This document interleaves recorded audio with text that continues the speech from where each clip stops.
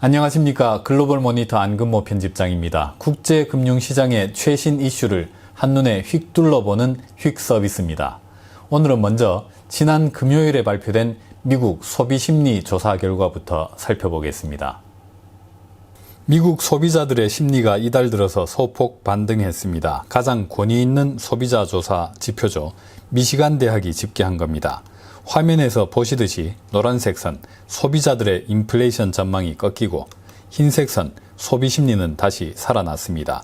미시간대는 조사 결과를 발표하면서 인플레이션 상승은 여전히 소비자들이 가장 우려하는 사안으로 남아있다라고 말했습니다. 소비 심리가 반등했다는 소식에 미국 국채 10년물 수익률은 보시듯이 반등했습니다. 하지만 오름폭은 제한적이어서 1.5% 선 부근에도 가지 못했습니다. 앞서 보신 것과 같은 금리, 명목 금리는 기대 인플레이션과 실질 금리를 더한 값이죠. 지난 금요일 미국 국채 시장의 기대 인플레이션, 브레이크 이븐 레이트는 하락 추세를 이어갔습니다. 자연히 명목 금리가 오르는 데에는 한계가 있었습니다. 미시간대 소비자 조사 결과를 좀 더 자세히 보겠습니다. 앞으로 1년 동안 인플레이션이 어떨지를 소비자들에게 물었습니다. 각자 다양한 답을 내놨겠죠. 그게 모여서 인플레이션 전망, 기대 인플레이션이라는 지표가 됩니다. 그런데 이 질문에 대한 답변들이 아주 제각각이었습니다. 표준 편차가 6.6%나 돼서 지난 1996년 이후 가장 높았습니다.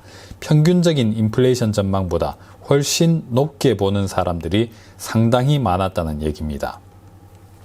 이에 반해서 5년 뒤부터 5년 동안 제법 먼 미래에 대해서는 인플레이션 전망의 표준 편차가 3.9%였습니다. 지난 2009년 2월에 비해서는 낮은 수준이죠. 사람들이 장기적인 물가 불안보다는 당장의 단기적인 압박에 주로 우려하고 있다. 이런 판단을 할 수가 있겠습니다. 노동시장에 대한 미국 소비자들의 시각은 굉장히 낙관적이었습니다. 실업이 줄 것이라고 본 사람이 늘어날 것이란 사람보다 훨씬 많았습니다. 1970년대 말부터 이 항목을 조사했는데 이번에 그 낙관적인 정도가 가장 컸습니다. 참고로 미국의 이런 소비자 설문조사는 정치 바람을 많이 탑니다. 보시는 것은 민주당 지지자의 소비심리입니다. 지난 2016년 말에 폭락했다가 작년 가을부터 급등세를 타고 있습니다. 대통령 선거 날짜와 맞아 떨어지죠.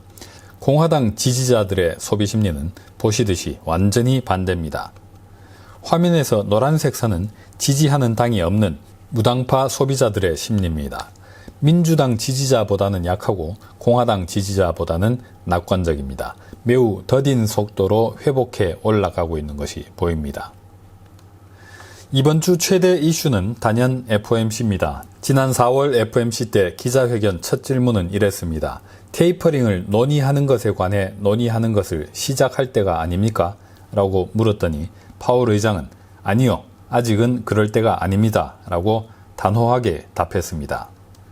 이번에도 이게 최우선 이슈입니다. 아마도 이번에는 테이퍼링에 관해 논의하는 것에 관해 논의하는 것을 시작했다고 할 수도 있겠습니다.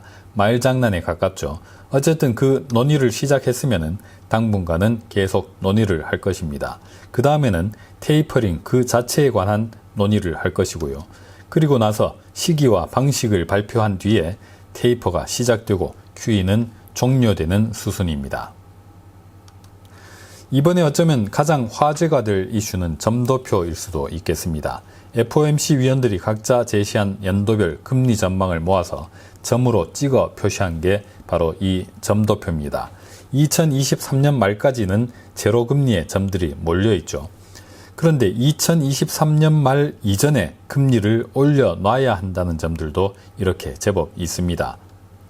심지어 2022년에 금리 인상을 제시한 점들도 이렇게 있고요.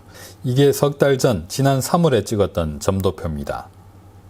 2023년 말 이전에는 금리를 올리자는 점들이 이번에 늘어나게 된다면 FOMC의 컨센서스는 조기 금리 인상 쪽으로 기울게 됩니다. 오늘은 여기서 마치겠습니다. 감사합니다.